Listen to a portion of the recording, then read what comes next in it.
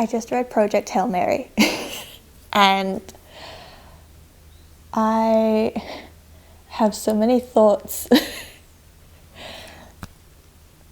To start with, I haven't been this invested in a book in so long. I forgot how fun it is to read something like that. I guess I've been in a bit of a reading slump for a while, and I guess I just needed the right book because I read Project Hail Mary in 10 days and there are 30 chapters, so that averages out to about 3 chapters a day, which is great. It's cool. Like, I used to read books in like 5 days, so this is really good for me.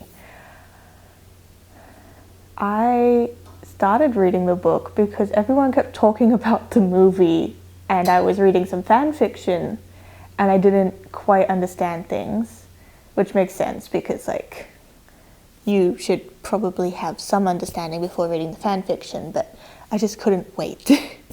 So I read the book and I got slowly and slowly more invested in this story and this adventure of Ryle and Grace in the Hail Mary, and it was just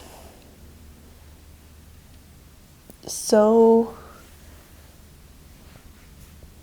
gripping, and I could not put the book down until I finished it.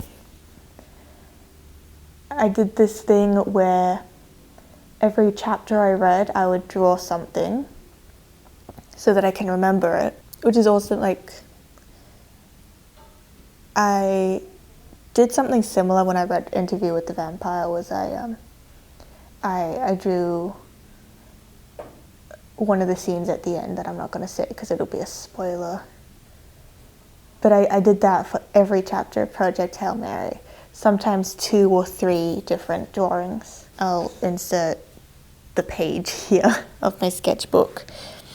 I had a sticky note with me, so every time I was reading, I would write a little something so that I could draw it later that night, which was always fun. I loved drawing it. There weren't many descriptions in the book. There was a description of Rocky and a description of like astrophage and things, but not really much of a description of Ryle and Grace.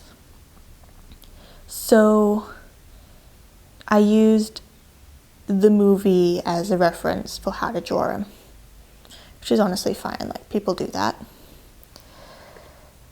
So yeah, I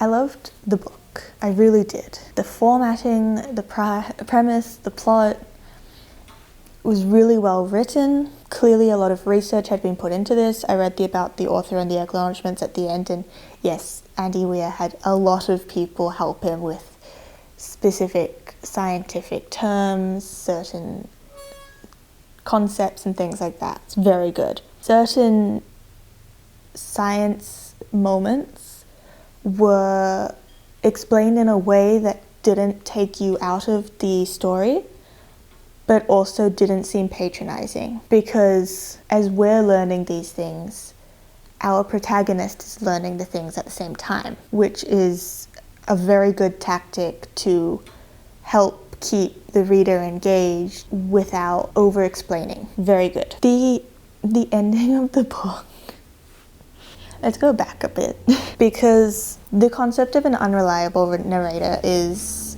basically it's a narrator that has their own bias, is only seeing the story from one perspective, things like that. You can't completely depend on them to understand the entire story. A good example of something with an unreliable narrator is the game We Happy Few. That's another thing, messing with like memory and things. It's usually with memory is an unreliable narrator because they're only remembering bits and pieces of the story.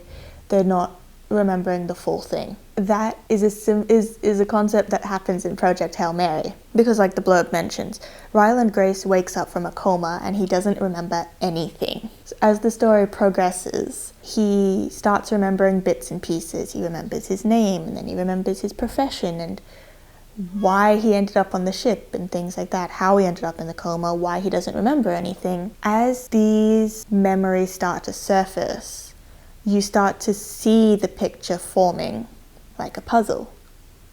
However, you're only seeing these things from his perspective, his thoughts, his opinions. It's unreliable because you start to empathize with your protagonist, but you don't know everything, the background, the full context. So you could start to hate this other character, but if you take a step back and really think about it, is the character actually that bad? Or are you just thinking that because that's how this character has been presented to you? And by the way, Strat is very bad. I don't like Strat. So as you progress through the story, you're learning all these things and you're experiencing these things in basically the same moment that your protagonist is feeling these things. And as he slowly starts remembering more and more about this whole Hail Mary project and the circumstances that led up to him being put on this ship with the other crew members dead on his own, you start to feel this anger toward the people who put him there. But at the same time, you are now so invested in this mission that you have to keep going, which is exactly what Strat said would happen. By the time he remembers everything, he's too deep into the mission to turn around. And I think Andy Weir did a great job of bringing that into reality and making us, the readers, feel the same way. Because yes, the Earth is dying, because the sun is dying. And yeah, Ryland did not want to be on this mission. He never volunteered for it. But he's like the only person who can do it. And so you just end up going with him as he continues the mission and figures out the solution and reaches the end. And speaking of endings, my goodness, the last 4 chapters are a whirlwind. Because now there are going to be some spoilers because I just can't not. He said goodbye to Rocky and he's heading home and he goes to check on his astrophage in his big old container of astrophage, his Bacoa, and he finds out that most of it is dead because the Talmiba got out again. So you've got this panic as a reader. You are panicking now because, oh no, if the Talmiba got out, does that mean that he's going to lose all his fuel and he's not going to be able to get back to Earth to deliver the information that is needed to save the planet? And as you go through that experience with him and things get clearer, like, yeah, you've evolved this life form to withstand a certain amount or a certain percentage of nitrogen, but at the same time, this organism has now also figured out how to escape the confines that you created for it. And as you learn this, then you also remember with Ryland, oh wait, who gave us this compound? Rocky, the Iridians, who have basically their entire ship is built out of this compound. Is Rocky going to be able to get home? You follow him on this whirlwind journey as he then turns the ship around and sends out the Beatles with the information so that, yeah, Earth can still be saved. But now I'm on a suicide mission to go and save my friend.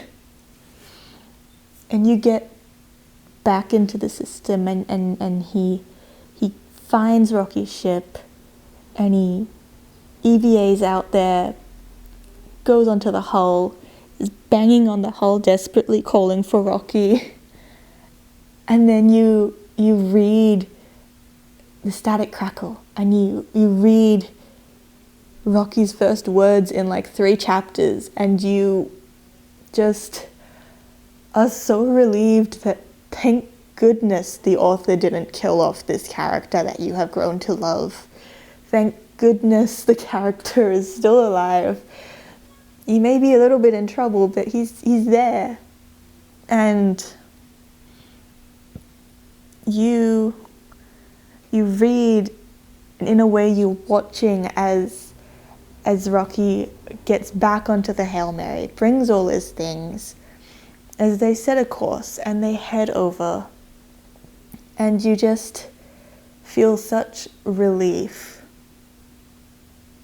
And then you get to chapter 30, and it begins with he's finished his burger and he puts it in the bin, and then he gets up, and then you find out it's been 16 years since the end of the last chapter.